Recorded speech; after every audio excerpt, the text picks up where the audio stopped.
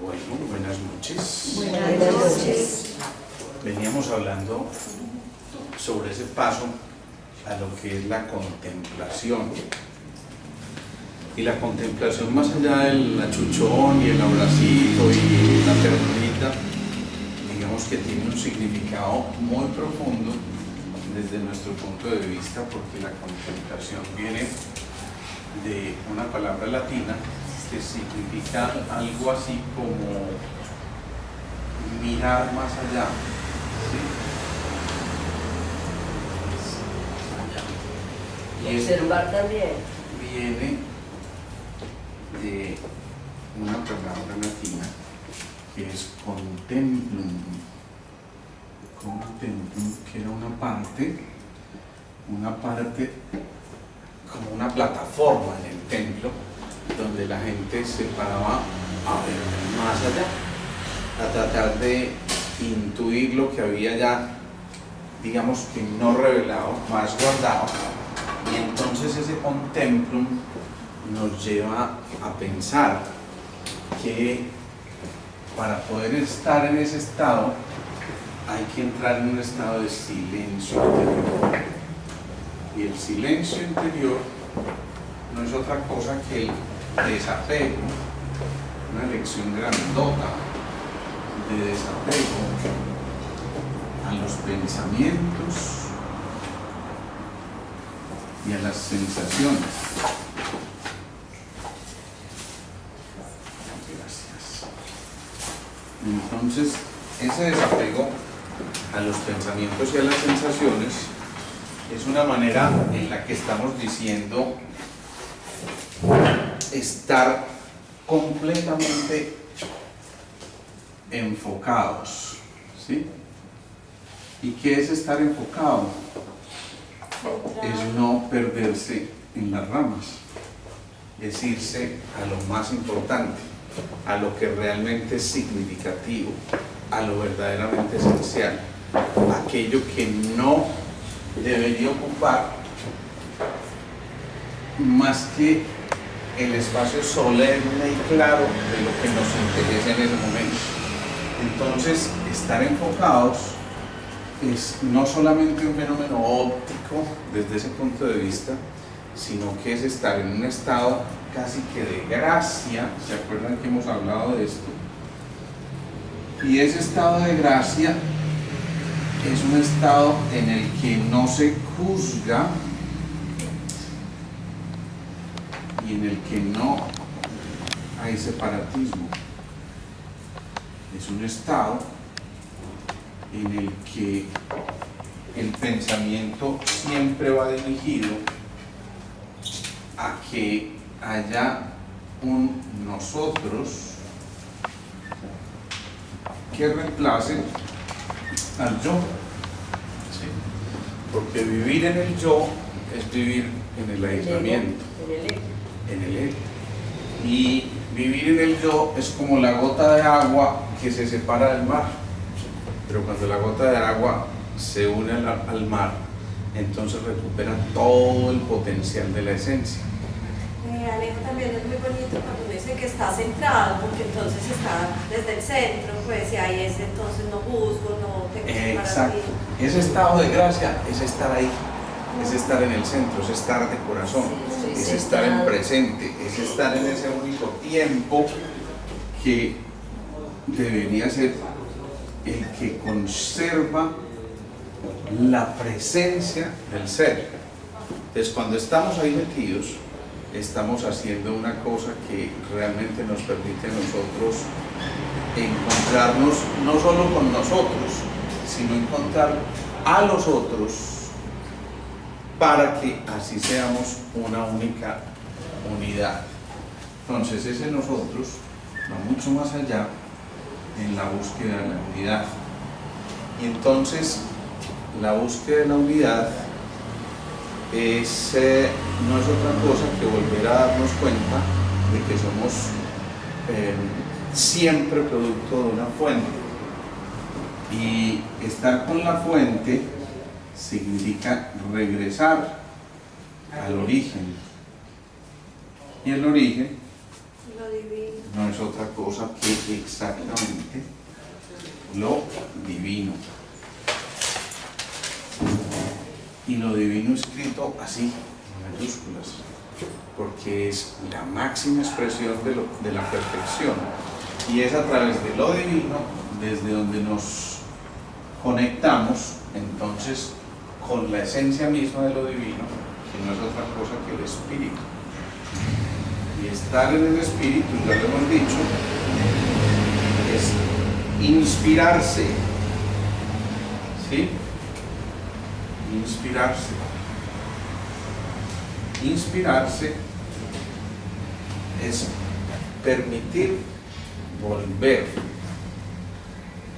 a tomar no solamente ese aire, sino ese prana, esa energía que nos permite a nosotros fluir libremente. Por eso hacemos tanto énfasis en los ejercicios de respiración siempre que entramos en un estado meditativo.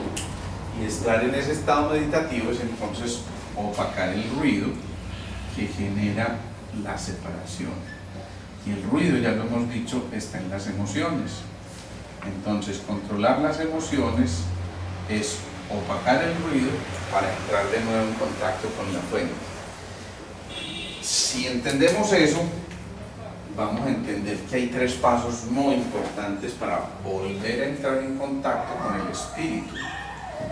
Y esa posibilidad de volver a entrar en contacto con el espíritu nos lleva a reconocer, primero que todo, es decir, es el primer paso, el reconocer, el reconocimiento de que hay algo superior, de que hay una fuente superior, de que hay una matriz divina, de que hay un ente ordenante de todo lo que existe, y que por lo tanto en ese reconocimiento está la posibilidad de encontrar, digamos que ese contacto con lo divino. Entonces la pregunta aquí es, ¿qué cosas nos llevan a hacer ese reconocimiento? Pero en nuestro día a día, porque esto no es una cosa que tenga que estudiarse de cátedra, ni de meterse a un monasterio, ni nada de esas cosas. El silencio interior habita, como el nombre lo dice, en ese interior, y que cuando se opaca el ruido de las emociones se entra en el silencio interior, que nos permite empezar a entrar en un estado contemplativo, cuyo primer paso es el reconocimiento. Entonces pregunta, denme ejemplos de reconocimiento de todos los días. Pensar, Paciencia. que el presente es un Servir. regalo. El presente, servir. No digo yo que el presente como presente, como un regalo. El presente como presente, perfecto. Cuando agradezco. Cuando agradezco. La paciencia. La paciencia, ¿qué más? Muchas. Una sonrisa. La naturaleza misma. todo lo que Encontrar nos esa rodea. naturaleza con Dar todos las sus gracias. tonos y sus matices. Darse cuenta de que puede existir ese arco iris. Darse cuenta de que a pesar de las catástrofes y cosas anunciadas, hay detrás un fondo y un trasfondo que normalmente llevan al aprendizaje de una lección. Reconocer la presencia de ese ser divino es sentirse acompañado en un momento determinado cuando todo parece muy oscuro. El reconocimiento también es la forma de volver a conocer, pero volver a conocer desde lo que yo ya sabía antes del conocimiento. Es decir, meterme en la semilla, en la esencia de lo que yo era, antes de que nuestros paradigmas nos castraran muchas formas de mirar las cosas, antes de que esos paradigmas rompieran la posibilidad de la innovación y la creatividad.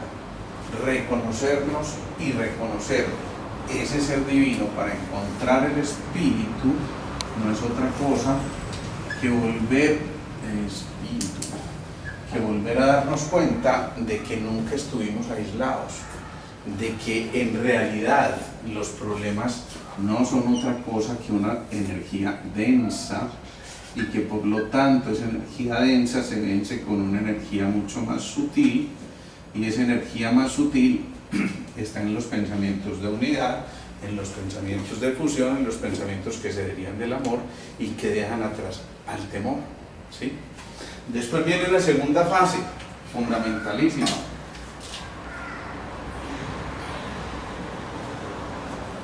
Bien, que es la de, esto es fundamental, porque después de reconocer hay que percibir, ¿sí? Reconocer, percibir, ¿sí? Y ese percibir no depende solamente de los órganos de los sentidos, ¿sí? Sino que va mucho más allá de lo que nuestros órganos de los sentidos pueden captar. Por eso decíamos ahorita, mirar más allá. Cuando uno está en un estado de percepción, entonces no permite que esas cosas se aíslen de lo que somos realmente nosotros. No permite que nosotros estemos identificando diferencias con los otros sustanciales que hagan que no lo identifiquemos a ese otro como parte de mi yo interior. No permite entonces que los órganos internos también se aíslen. Entonces eso significa que los órganos funcionan como un todo, como una unidad, ¿sí? Y eso es muy, muy importante. Percibir entonces, ¿qué más sería? ¿Qué se les ocurre a ustedes que pudiera ser? Cuando hablo de percibir ese espíritu, no me refiero simplemente a percibir cualquier cosa que estemos aquí captando en el entorno, sino percibir el espíritu, ¿cómo se manifestará eso? Ahí entra la intuición. Sí, es un despertar de la intuición, sí, puede ser también. ¿Qué más? Y no se siente como gozo. Eso, ¿qué más? Gozo, alegría plena, ¿sí? Pero esa alegría plena, recuerden, es distinta a la felicidad, porque la alegría es esa emoción que permite que el corazón se conecte con la mente y se desarrolle también la intuición, ¿sí? Entonces, entrar en ese estado de percepción no es otra cosa que empezar a vibrar en frecuencias muy altas Es y conexión. ya hacen que recordemos la manera de conectarnos, y eso no es otra cosa que la reconexión que vamos a ver ahorita más tardecito, ¿sí? Es el darse cuenta. Es el darse cuenta. despertar, Eso estar atento. es. Esa me encantó, es el despertar realmente. Y el despertar de conciencia no es otra cosa que darnos cuenta de que en realidad estamos dormidos cuando permitimos las energías densas, pero cuando vibramos en energías mucho más sutiles, estamos despiertos. Y es lo que nos invita a servir, es lo que nos invita a conectarnos con las emociones del amor, es lo que nos invita a conectarnos con el otro y darnos cuenta que no somos dos seres aislados, sino que hacemos parte de la unidad. Y finalmente viene un tercer paso que es fundamental, que es la reverencia. Y pregunto yo, ¿qué es la reverencia? Cuando a uno le hablan de hacer reverencia, ¿a qué se está refiriendo? Como respeto. Respeto profundo, ¿cierto? Reconocimiento a ese ser superior. Eso, ya lo habíamos reconocido, después lo percibimos y entonces empieza aquí esa fase del respeto. Respeto, entre otras cosas, en las escrituras nos lo pusieron con una palabrita que no es la adecuada. Temor. Cuando se habla del temor a Dios, no es el temor del miedo, del pánico a Dios, y a un Dios castigador, que fue lo que nos mostraron, sino eso, de respeto profundo, de decir, momentico, esto aquí definitivamente es tan grande que me quito el sombrero, me agacho en señal de humildad, me inclino, hago ese movimiento de reverencia que generalmente se ve reflejado por una genuflexión, es decir, por estar de rodillas. Entonces, cuando hacemos este tipo de movimientos, por ejemplo en la liturgia, cuando estamos en eso, lo que estamos haciendo no es otra cosa que una señal inmensa de darnos cuenta de la perfección que allá existe pero a la que estamos mirando, pero además con entusiasmo por el reconocimiento, con la facilidad de percibir y con la posibilidad de seguir asumiendo una actitud profunda de respeto. Fíjense que cuando alguien está haciendo una actitud de reverencia no está imponente de esta manera, sino que es todo lo contrario, ¿sí? Es todo lo contrario y asume esa actitud como de ¡wow! ¡Qué grande eres! ¿Sí? Entonces, cuando se dan estas tres fases, reconocimiento, percepción y reverencia, esas tres fases nos están diciendo, ahí está presente ese espíritu. ¿Qué importancia tendrá entonces descubrir que el espíritu está ahí y que nosotros estamos en el espíritu?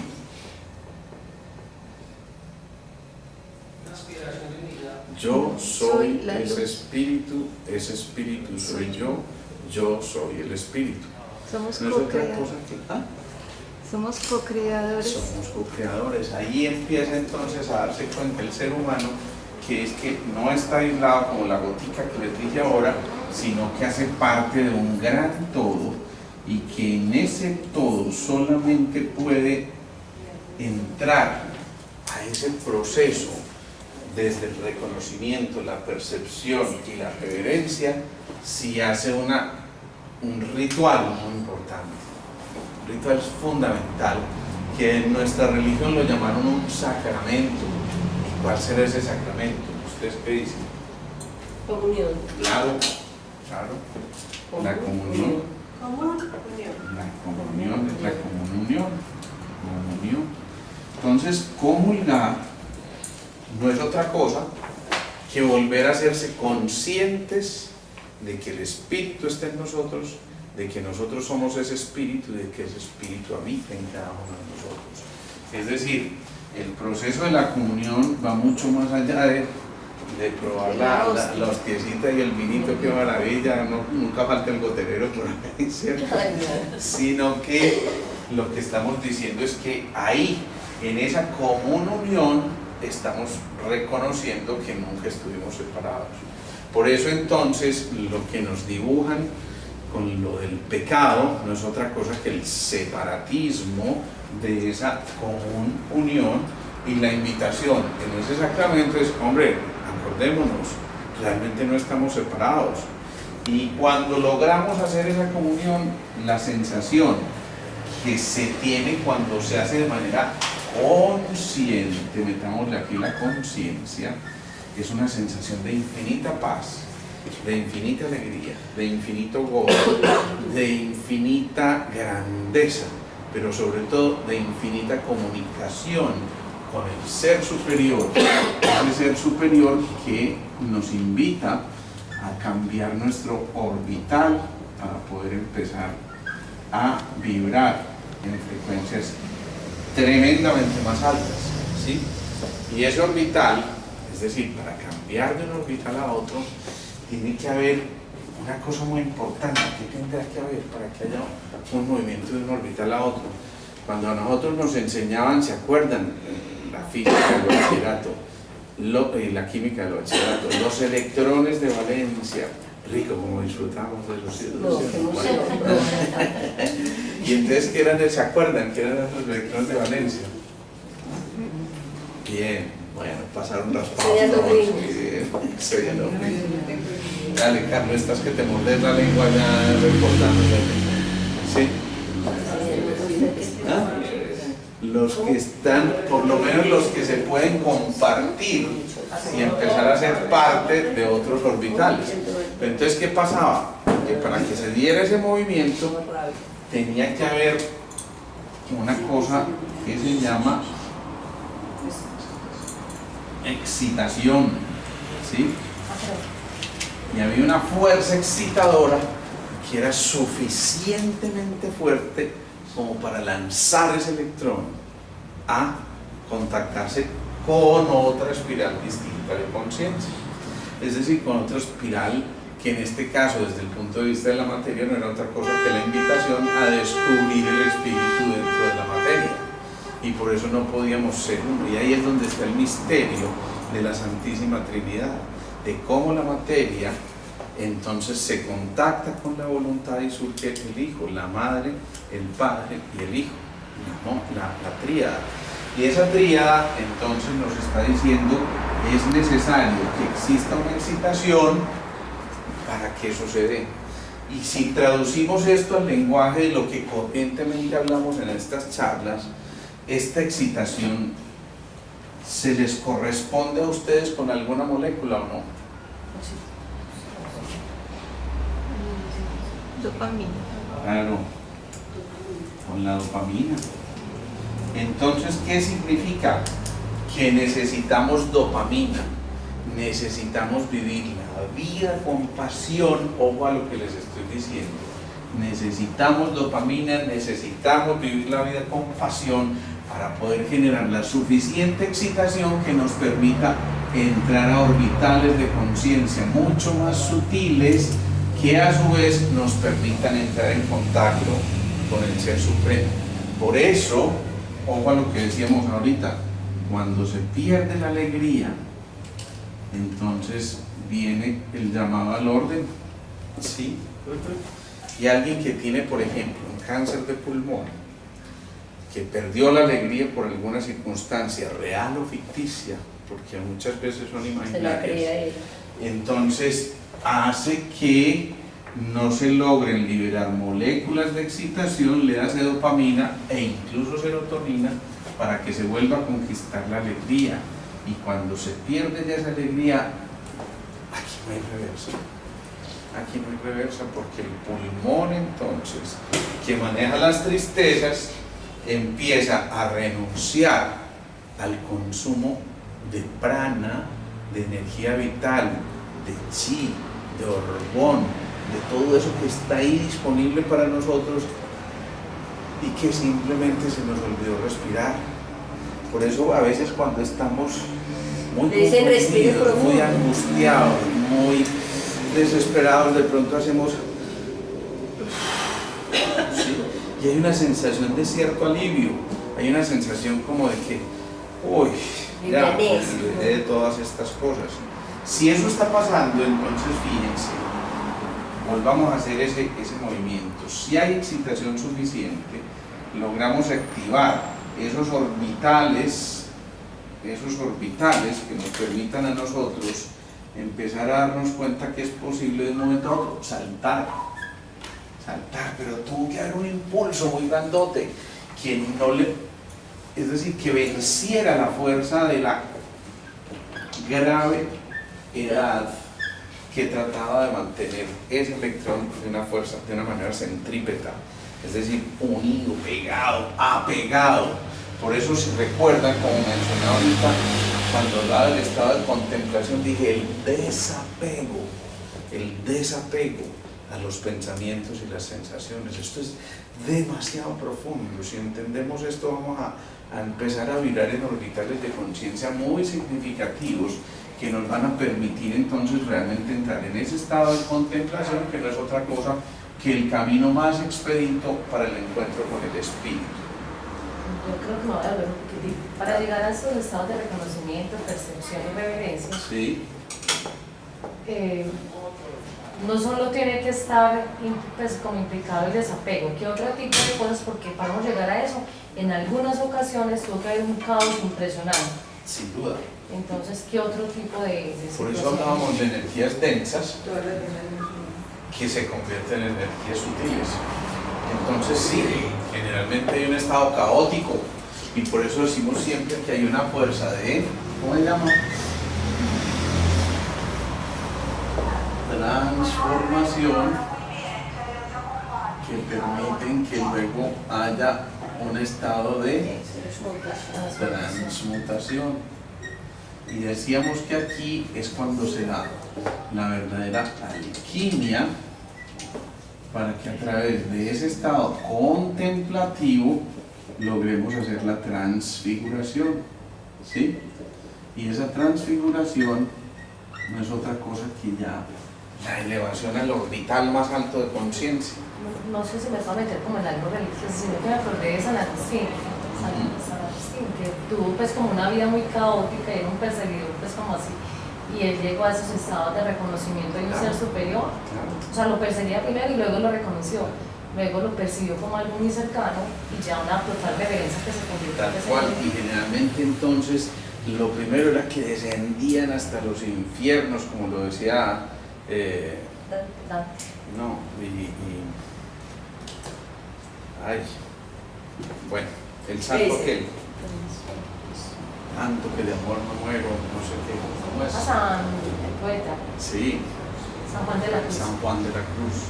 Entonces, cuando San Juan de la Cruz vivió los momentos de angustia y de sufrimiento, que ya casi que se entregaba y decía, es que ya no puedo, muriendo porque no muero, y esas cosas que mencionaba tan bonitas en sus poesías, no nos estaba diciendo otra cosa, que es que ya estaba metido en un caos tan tremendo, que era necesario que no se detuviera la caída para poder volver a hacer el ascenso Son las y crisis. hacer el proceso. Que lo Exacto. llevan a uno. Son las crisis que representan cruces, ¿sí?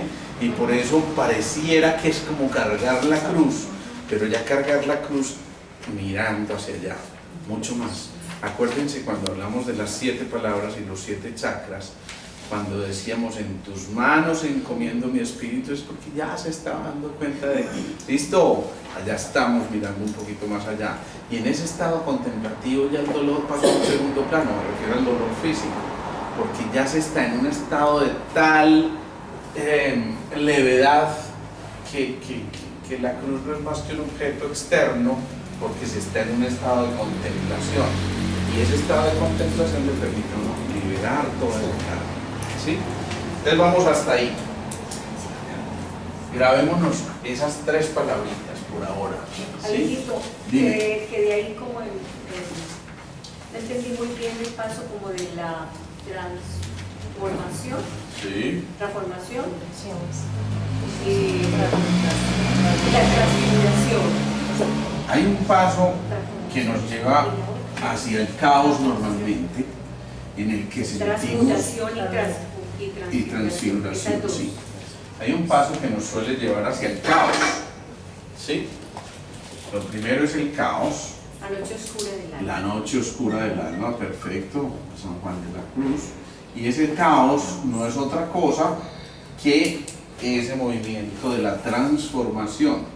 Digamos que es lo más denso, por eso a veces nos es tan duro estar metidos ahí y no entendemos y renegamos y pasamos por unas facetas. La primera es la negación y después es la rabia, esto por qué me está pasando a mí, peleamos con Dios, es que te olvidaste, es que ya tú no existes o es que yo no existo para ti, después viene una faceta de aceptación, ¿sí? Que no es la de la entrega, sino la de la aceptación, y después es la del aprendizaje.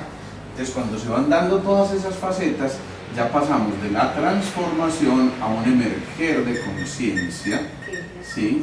Y en ese emerger de conciencia viene la transmutación, que es donde la fuerza del corazón, la alquimia, el fuego interior, es capaz de hacer un movimiento tan sutil que esa fuerza, ese calor del corazón le ayuda a uno a proyectarse y entonces aprender una lección, por lo tanto renuncia al dolor y se da cuenta que el dolor no es otra cosa que una creación de la mente, y por eso no se puede solucionar un problema desde la mente que lo creó, sino que lo invita a cambiar de ese orbital de conciencia para que se venga a dar de nuevo ya en el resurgir de la conciencia un contacto con el espíritu, y ese contacto con el espíritu no es otra cosa que la transfiguración. ¿Sí? Gracias. Bien. Y aquí volvemos a hacer énfasis entonces en estos 3 movimientos, pongamos aquí más cerquita: reconocimiento, percepción y reverencia, que insisto nos van a llevar al contacto con el espíritu. ¿Sí? Bueno, pero entonces ¿qué ocurre? Que para que estos 3 pasos se den, debe haber una serie de condiciones que son necesarias para que podamos entender que no nos la ganamos de ojo, ¿sí? Entonces, esos pasitos, lo primero, insisto, recuperar la alegría. ¿Sí? ¿Qué es recuperar la alegría? Disfrutar. Disfrutar. En otras palabras, volver a ser un niño. Vivir ese presente. Contagiarse de una cosa que se llama la sorpresa. Es decir, sorprenderse.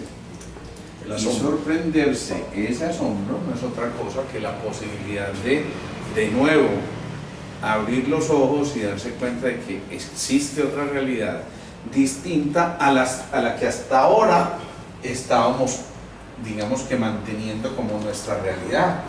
Entonces, nos dimos cuenta de un momento a otro que estamos haciendo este movimiento y que nos quedamos aquí. Y de pronto hay un hecho que ¡pum!, sacude e invita a ese paso, pero sacude. Esto no se da de una manera gradual, no. Esto es, digamos que hay una preparación que viene ahí. Yo se los pongo como en el orden del proceso de la ebullición del agua, ¿sí? Que a los 99 grados está como líquido. Y de pronto hay un pasito, ¡tin!, 100 grados y empezó la ebullición.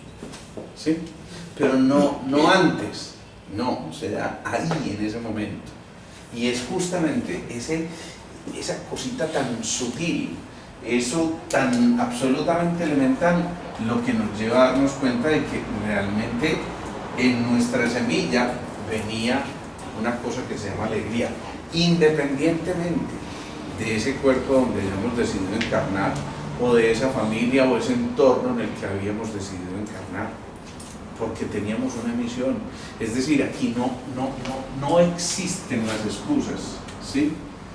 Aquí no hay excusas para no ser feliz. No hay excusas. Es una decisión. Y acuérdense, decisión viene de cortar. Incluso esta palabra contemplación en algunas referencias la refieren también como cortar. Es decir, que finalmente la alegría es una decisión. ¿Sí? Luego viene otra cualidad muy importante, que es la conectividad. Conectividad. Y entonces ya cuando reconocemos la conectividad, nos damos cuenta de que nunca estuvimos solos, de que solamente nosotros, y a veces voluntariamente, elegimos separarnos de esa unidad, y por lo tanto rescatar la unidad no es otra cosa que volver a rescatar la conectividad. Y entonces, ¿cómo rescatar la conectividad? ¿Cómo volver a rescatar esa posibilidad de la unidad? Es que no hay sino una sola palabra. Otra vez. El servicio. Amor. Y de ahí para allá todas las que se derivan. Por eso nos hicieron tanto énfasis en amar primero, ¿sí? Y cuando se entra en el desamor, si no estamos en la unidad, entonces ¿en qué estamos? Desconectados. ¿En el qué? El desamor. En la En el separación. desamor. Estamos fuera de la unidad. Por eso hay quienes dicen que el cáncer no es otra cosa que una enfermedad del desamor, ¿sí? Y el desamor no es otra cosa que una falta de conexión con la unidad. El desamor es perder la memoria, ¿sí? Cuando se recupera la memoria, nos damos cuenta de que siempre estábamos conectados, que siempre pertenecíamos a esa unidad. Pero reconocer eso a veces es difícil, porque aquí se mete ese sinvergüenza que se llama el ego. Y entonces el ego no deja ver con claridad lo que hay detrás de él. Entonces, alegría y conectividad. Pero fíjense que pongo de primera la alegría. Es un requisito esencial. Entonces, la pregunta es, en el día a día, ¿cuánto tiempo de ese día a día transcurre con una sensación de tristeza, de pesimismo, de rabia, de ira, De ocupación. de preocupación? ¿Qué estamos haciendo con eso? Trayendo. Separándonos. separándolo. Entonces no estoy diciendo que es que, concha, nos falta mucho para poder dominar eso, pero por lo menos que cuando nos demos cuenta, ¡ey! Me la voló. Entonces, ¡ey! No, tampoco. O estás hablando con alguien, sonaste el pito porque el otro se atravesó, y en ese momento estás tan enseguecido que qué maravilla que el otro te recuerda, ¡ey! No te mortifiques por eso, ¿sí? Y hay una vocecita para que le dice, oiga, mi amorcito, fresco, tranquilo. Entonces uno dice, ay, sí, tienes razón, sigue. Y finalmente uno dice, bueno, ¿y qué pasó? No pasó nada. Se metió, no. Sí, uno dice, pero ¿por qué rompen las reglas, hombre? Pero si yo lo hago bien, porque el otro no lo puede hacer bien. Y de pronto, a lo mejor en ese momento no entendemos que ese tenga una urgencia terrible, ¿sí? Por cualquier circunstancia. Con mucho afán. O porque eso, porque tenga mucho afán, porque cualquier cosa, porque va a llegar tarde al trabajo, porque se desconectó, o simplemente porque es que esa diarrea no aguanta más. Sí, cualquiera de esas puede cosas. pasar. Luego viene una tercera fase muy importante, que es la capacidad de volver generosidad. Otra vez a contactarnos con la generosidad, ¿sí? La generosidad, esa capacidad de dar gracias, pero también acuérdense, no solamente la capacidad de dar, sino de recibir. ¿Por qué? Porque no lo merecemos, porque hemos trabajado por eso, y porque es justa la compensación, y porque de alguna manera ese universo conspira para que nosotros estemos sintiéndonos en ese momento de gratuidad, con esa sensación de la gracia, ¿sí? ¿Sí? Cuando un niño es gracioso, ¿qué estamos diciendo nosotros? A ver, uno dice, ese niño tan gracioso, Es espontáneo. es espontáneo, Divertido. divertido, Alegre. alegre, y ya, Feliz. feliz, ¿qué más? Amoroso. Amoroso, Creativo. inocente, creativo, innovador, de todo lo que a ustedes se les ocurre en ese sentido. Entonces es muy importante volver a entrar en ese estado de la generosidad para ahí empezar de nuevo a hacer el vacío, ese vacío interior, absolutamente fundamental, ese vacío interior. ¿Y por qué habrá que hacer el vacío interior? Pregunto yo. Para llenarlo con cosas buenas y Claro, diferentes. o sea que estamos Sacar y llenos de entrar. qué? Sí, de eso. De eso. Listo, está bien, pues. Listo. Estamos llenos de desechos. De basura. ¿Sí? Entonces, cuando uno se da cuenta que está lleno de desechos, pues hay que desencartar. Llévenlo inclusive en plano físico. A ver, Hay que cuando el vaciar. colon, que es el que conecta el intestino, mejor dicho, la válvula ileocecal, que es la que conecta el intestino delgado con el intestino grueso, que es como el basurero de la casa, se llena y no pasa el camión recolector de la basura, en este caso la digestión. Entonces, ¿qué le pasa a esa parte? Se pudre. Se descompone. Claro, se descompone, se llena de Tiene mal gases, se olor. distiende, tiene mal olor, todas esas cosas, todas esas cosas. Entonces, ¿qué hay que hacer? Vaciar. Vaciar. Si uno, digamos que come en la medida en que va vaciando, pues entonces hay una regulación adecuada. Pero si no, el organismo tiene que utilizar mecanismos de defensa y hace, por ejemplo, una diarrea profusa, que desafortunadamente muchas veces corremos a frenar inmediatamente, y bueno, después de un tiempo habrá que frenarla porque sí hay una deshidratación y todo lo demás, pero en un principio es un mecanismo de defensa. Entonces, ¿qué está haciendo? Está tratando de todo eso que no botamos, venga, ya se me acumuló tanto que botémoslo todo de una vez, ¿sí? Pero lleven eso hacia su casa, dejen el bote de la basura 10 días sin que pase el carro de la basura, a ver qué pasa. Que ni ustedes se aguantan estar en la casa. El olor es horrible. Exactamente, porque ya hay putrefacción, porque ya hay gases, y entonces de la misma manera que uno dice, uy, no, y se va, exactamente lo mismo ocurre aquí, o exactamente lo mismo ocurre en cualquier nivel de órganos y sentidos y tejidos. Entonces los tejidos tienen que buscar una manera de desintoxicarse. Por ejemplo, yo jugué fútbol después de 10 años de no jugar y esa tarde me jugué 3 partidos de fútbol. Entonces al otro día, ¿cómo estoy? Molido, decimos aquí, los españoles le llaman con agujetas. Imagínense cómo hará la sensación. Que vamos, que esas agujetas son inaguantables, ¿eh? Y cuando eso pasa, ¿qué está pasando? Que se acumuló una cosa que se llama ácido láctico. Entonces el ácido láctico tiene que ser eliminado. Pero si yo todos los días elimino ácido láctico porque tengo una dieta más alcalina, porque hago ejercicio no por allá de vez en nunca, sino con regularidad, y cuando digo regularidad es con constancia, con disciplina, con un mantenimiento adecuado, con el estiramiento previo y posterior del ejercicio, pues entonces estoy evitando que eso ocurra. Eso por poner simplemente el sistema musculoesquelético. Pero pongamos el sistema inmunológico, listo, yo recibo una toxina y entonces inicialmente tengo la capacidad de que ese sistema inmunológico, el timo por ejemplo, reconozca esas toxinas, entonces le manda una señal a los linfocitos T ayudadores, a los macrófagos, vienen, envuelven esas toxinas, las degradan y las botan. Pero cuando llegan a una cantidad tan grandota, simplemente ese mecanismo se hace insuficiente y por supuesto que tiene que haber entonces la infección localizada o el síndrome bronquial o cualquiera de esas cosas que ocurren normalmente. O el niño que llegó el día de las brujas y se comió todos los dulces y un poquito más.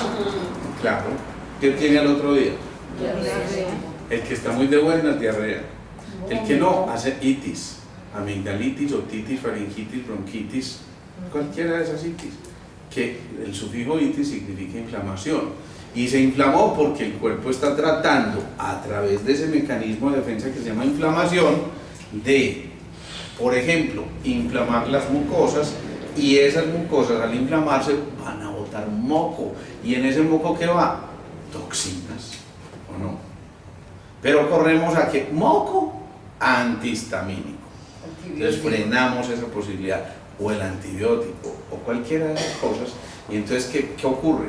Que es que por alguna manera o de alguna forma el cuerpo va a tener que botar esas toxinas. Si no fue a través del moco, pues tiene que buscar otras opciones, y entonces hace una afección renal o se afectan los huesos o cualquier cosa, pero el cuerpo tiene que estar drenando. Siempre debe haber un perfecto equilibrio entre lo que vamos anabolizando, es decir, recibiendo nutrientes, y lo que vamos catabolizando, eliminando toxinas, ¿ya? Después de ese vacío entonces, de habernos dado cuenta de que era necesario que volviéramos a vaciarnos para poder depositar nueva información, ojo, nueva información, no la vieja información. A alguien le hacen quimio por un cáncer y resulta que se recupera aparentemente, ¿sí? Pero si vuelve a llenar con la misma información los depósitos que fueron vaciados, pues entonces ¿cuál es el resultado lógico? Claro, claro. Entonces no se puede solucionar un problema desde la misma mente que lo creó. Si esa tristeza profunda llevó a que mi pulmón se expresara de alguna manera, pues hombre, yo tengo que cambiar la manera de ver la vida, la capacidad de sorprenderme, la posibilidad de recuperar la alegría, para que esa inundación que hacen mis pulmones se libere y finalmente esa represa que hay ahí no ponga en riesgo a toda la humanidad, sino que finalmente sea liberada y fluya. Ojo a lo que estoy diciendo, fluya, porque si se represa y súbitamente se rompe el muro entonces ¿qué pasa? Se inunda todo, no hubo tiempo y arrasa con todo. Entonces ya, digamos que al principio hay una oportunidad para que el cuerpo, venga a ver un momentico, ¿sí? Pero no aprendimos la lección. Hermanito, si usted no quiere aprender, venga a calificar servicios. Entonces, tengamos en cuenta eso. Después viene una cosa que se llama el infinito. Y más allá. Ser conscientes de ese infinito y más allá. Es decir, que no existen posibilidades, que no existen límites, que los límites los pone nuestra mente condicionada. que los límites los pone ese adulto que reemplazó al niño con su capacidad imaginativa y creativa, que los límites los pusimos nosotros cuando en la primera dificultad nos dimos por vencidos y decidimos no aprender la lección y no encontramos en el obstáculo la oportunidad. Entonces esos límites surgen cuando nos encontramos con el pesimista que habita por ahí cerquita y lo acogemos, ¿sí? Cuando acogemos el pesimista estamos renunciando ¿a quién? Al optimista. Y si renunciamos al optimista, entonces todas las posibilidades que vienen acá son cosas del desamor. La tristeza, la angustia, la ansiedad, la rabia, el desequilibrio, la disarmonía, etcétera, etcétera. ¿Sí? Entonces viene una cosa fundamental. Esto es hasta aquí una cosa esencial. El sexto punto es la renuncia. ¿Y la renuncia a qué?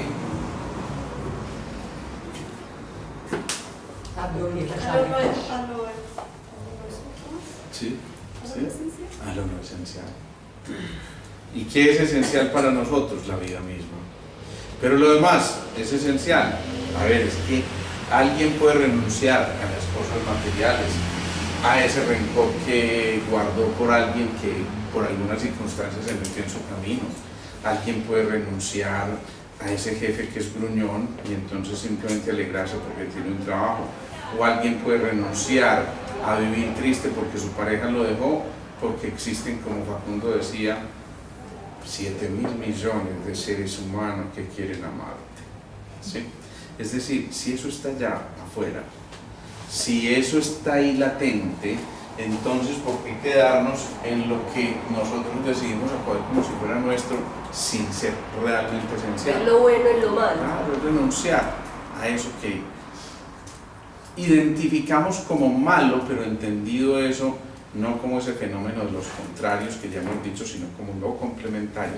Cuando uno aprende a entender que en la renuncia hay un aprendizaje, entonces realmente ese proceso vale la pena. Y finalmente, la emoción que las envuelve a todas, que es la del amor, y la pongo aquí con mayúsculas, porque de esta realmente se derivan todas estas cosas. Entonces, estas son características que tenemos que hacer para poder dar todos estos pasos del reconocimiento, la percepción y la reverencia en la dirección hacia el descubrimiento del espíritu, hacia el contacto con el espíritu. Cuando nos aislamos del espíritu, pues ese espíritu es envolvente, y si no envuelve nuestro cuerpo, nuestras emociones, nuestra mente, ¿qué le pasa al ser que habita en esos tres aspectos?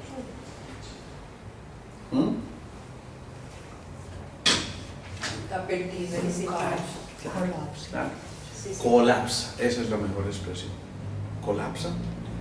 Pero finalmente fíjense, a ver, si todo esto está aquí, si esto está aquí, ¿qué de esto depende de nosotros? La voluntad. Todo esto depende de nosotros. La capacidad de reconocimiento depende de nosotros. El percibir depende de nosotros. La reverencia depende de nosotros. Y todas estas cosas, alegría, conectividad, generosidad, vacío infinito, la renuncia y el amor, son todas decisiones nuestras. Es decir, que en ese día a día, llámese como se llame este proceso, porque yo lo llamo cáncer, pero puede ser la artritis, o puede ser un tic, o puede ser un pensamiento obsesivo, o puede ser una angustia permanente, o puede, lo que sea, cualquier estado. No es otra cosa que una muestra de que en algún instante nos separamos de la fuente. Y ya lo dijimos, cuando la gota se separa de la fuente, deja de aprovechar el poder de ese mar. Nos desconectamos Sí, de esa fuente. así es. Entonces no es otra cosa ese encuentro con el espíritu, pongámoslo con un colorcito más bonito, ¿sí? Con el espíritu no es otra cosa que volver a recuperar nuestra capacidad de conectividad y de entender que todos estos pasos están ahí disponibles, ¿sí? Está bien. Disponibles. ¿Sí? Y cada uno de nosotros tiene esa capacidad de la volición, del libre albedrío, para decir, elijo esto o elijo aquello.